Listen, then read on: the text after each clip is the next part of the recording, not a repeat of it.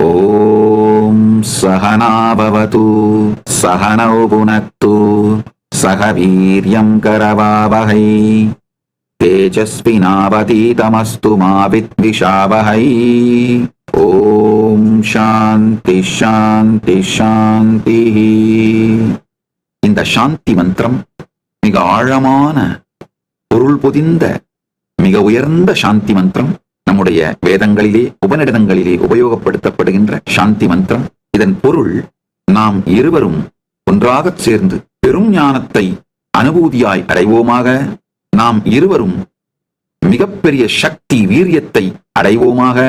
நம் இருவருக்குள்ளும் ஞான ஒளி தேஜஸ் ஒளிரட்டும்.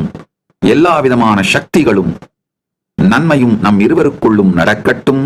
நாம் இருவரும் எந்த விதமான மன சஞ்சலமோ, ஒருவருக்கொருவர் மன கிளேசமோ, விரோதமோ ஏதும் இல்லாமல் இருப்போமாக.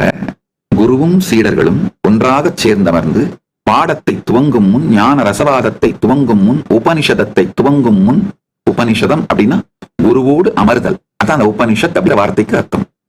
இதை துவங்கும் முன் குருவும் சீடனும் சேர்ந்து பரம்பொருளை பிரார்த்திக்கின்ற வேண்டுகின்ற மந்திரம்தான் இந்த சாந்தி மந்திரம்.